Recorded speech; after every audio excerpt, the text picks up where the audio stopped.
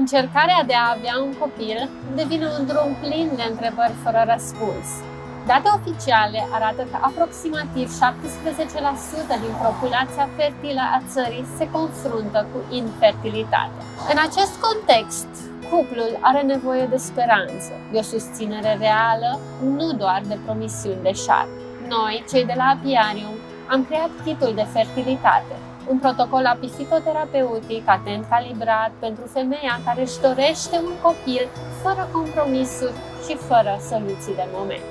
Formulat cu lăptișor de marcă Cruci și tonic numărul 12, acest kit susține sistemul imunitar, reglează dezechilibrele hormonale și sprijină sistemul endocrin și reproducător într-un mod natural.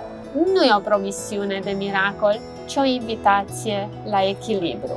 Pentru ca, într-o zi, acolo unde a fost așteptare, să poată fi viață.